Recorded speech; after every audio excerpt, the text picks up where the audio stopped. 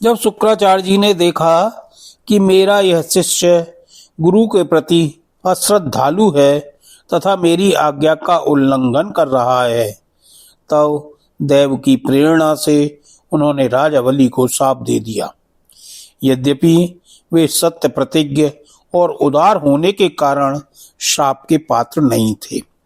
शुक्राचार्य जी ने कहा, मूर्ख, तू है तो अज्ञानी, परंतु अपने को बड़ा पंडित मानता है। तू मेरी उपेक्षा करके गर्व कर रहा है। तूने मेरी आज्ञा का उल्लंघन किया है, इसलिए तू शीघ्र ही अपनी लक्ष्मी खो बैठेगा। राजा बलि बड़े महात्मा थे।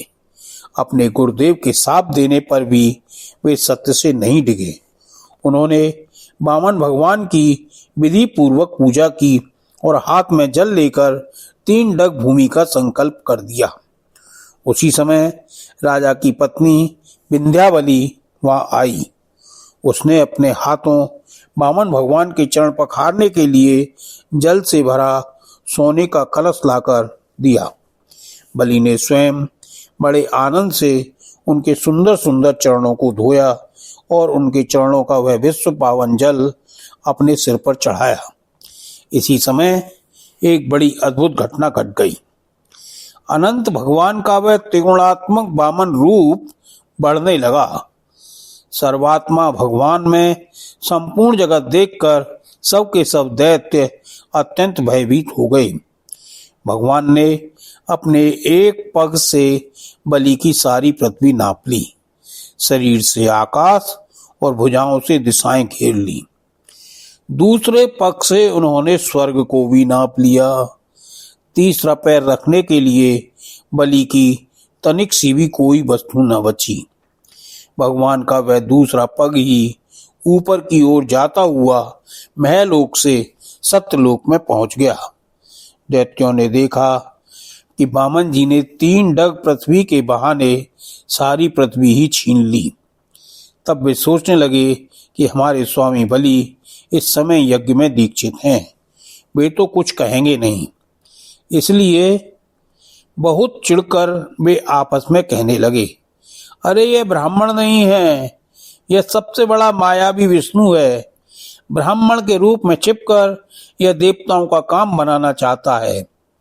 जब हमारे स्वामी यज्ञ में दीक्षित होकर किसी को किसी प्रकार का दंड देने के लिए उपरत हो गए हैं, तब इस शत्रु ने ब्रह्मचारी का वेश बनाकर पहले तो याचना की और पीछे हमारा सर्वस्व हरण कर लिया।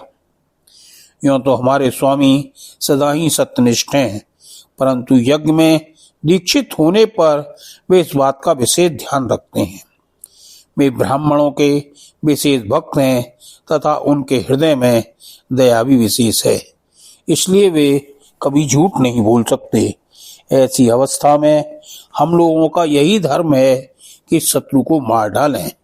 इससे हमारे स्वामी बलि की सेवा भी होती है। यह सोचकर राजा बलि के अनुचर दैत्यों ने अपने अपने हथियार उठा लिए। जब राजा बलि ने देखा कि मेरे अनुचर भगवान के पार्षदों से लड़ रहे हैं, तब उन्होंने शुक्राचार्य के शाप को सोचकर उन्हें युद्ध करने से रोका। युद्ध के रुकने के बाद भगवान के हृदय की बात जानकर गरुण ने वरुण के पासों से बलि को बांध दिया।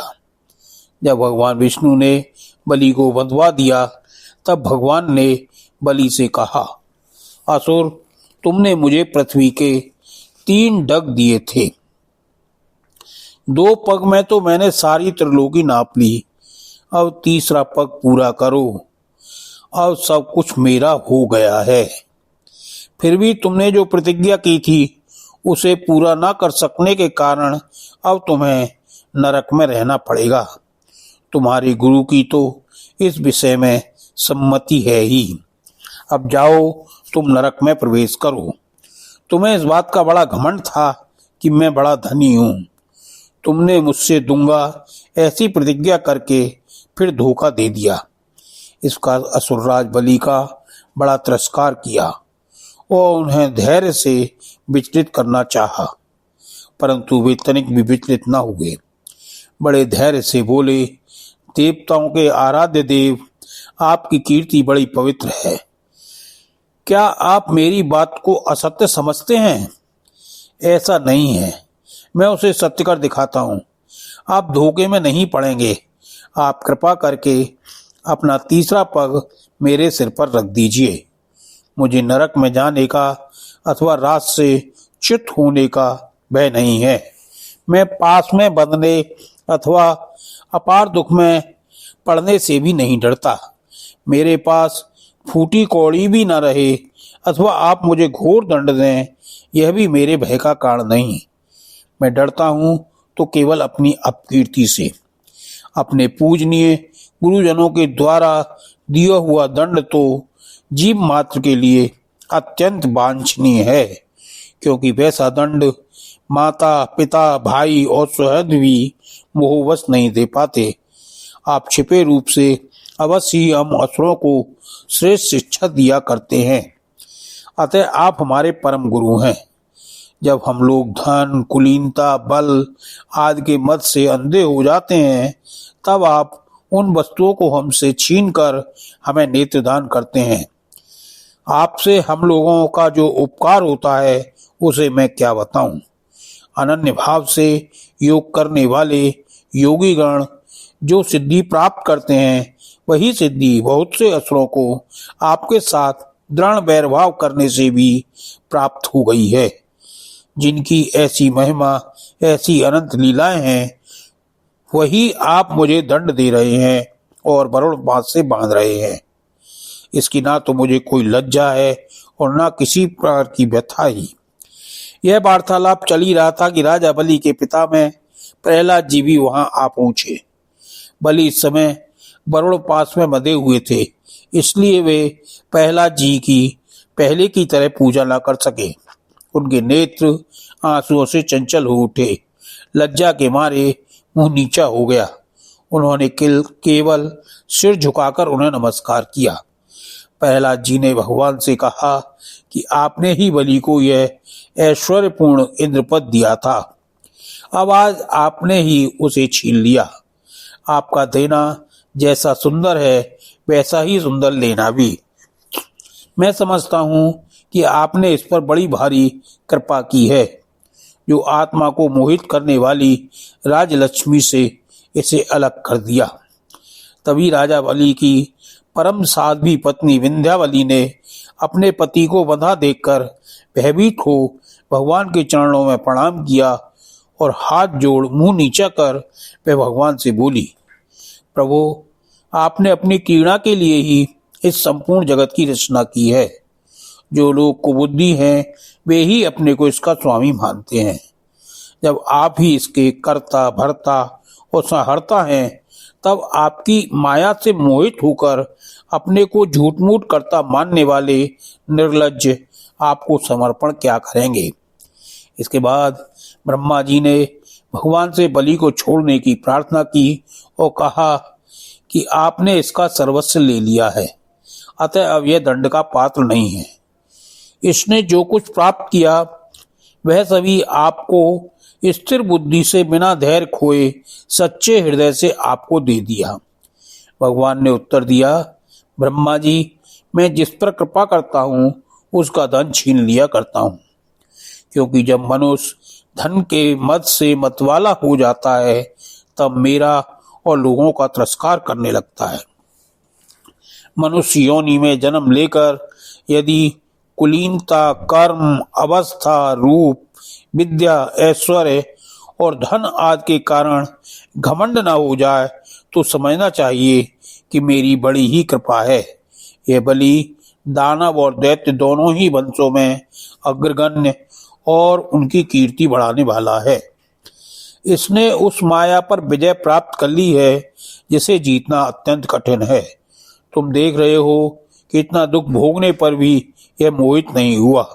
इसका धन छीन लिया, राजपथ से अलग कर दिया, तरह तरह के आक्षेप किए, शत्रुओं ने बांध लिया, भाई बंधु छोड़कर चले गए, इतनी यातनाएं भोगनी पड़ी, यहाँ तक कि गुरुदेव ने भी इसको डांटा फटकारा और शाप तक दे दिया। परंतु इस धनवान ने अपनी प्रतिज्ञा नहीं छोड़ी। मैंने इससे छल भरी बातें की, मन में छल रखकर धर्म का उपदेश किया, परंतु इस सत्यवादी ने अपना धर्म न छोड़ा। अतः मैंने इसे वह स्थान दिया है जो बड़े बड़े देवताओं को भी बड़ी कठिनाई से प्राप्त होता है। सावर्णी मनवंतर में यह मेरा परम भक्त इंद्र होगा। तब तक यह विश्वकर्मा के बनाए हुए सुतल लोक में रहे। वहां रहने वाले लोग मेरी कृपा दृष्टि का अनुभव करते हैं, इसलिए उन्हें शारीरिक अथवा मानसिक रोग, थकावट, तंद्रा, बाहरी या भीतरी शत्रुओं से पराजय और किसी प्रकार के विघ्नों का सामना नहीं करना पड़ता। बलि से भगवान ने कहा, महाराज इंद्रसेन, तुम्हारा कल्याण हो। अब तुम अपने भाई बंधुओं के साथ उस सुतल लोक में जाओ जिसे स्वर्ग के देवता भी चाहते रहते हैं। बड़े बड़े लोकपाल भी अब तुम्हें पराजित नहीं कर सकेंगे। दूसरों की तो बात ही क्या है। जो दैत्य तुम्हारी आज्ञा का उल्लंघन करेंगे, मेरा सुदर्शन चक्र उनके टुकड़े टुकड़े कर देगा। मैं तुम्हारे अनुचरों की और भोग सामग्री की भी सब प्रकार के विघ्नों से रक्षा करूंगा। बीरबली, तुम मुझे वहां सदा सर्वदा अपने पास ही देखोगे। दानव और दैत्यों के संसर्ग से तुम्हारा जो कुछ आसुर भाव होगा, वह मेरे प्रभाव से तुरंत दब जाएगा और नष्ट हो जाएगा।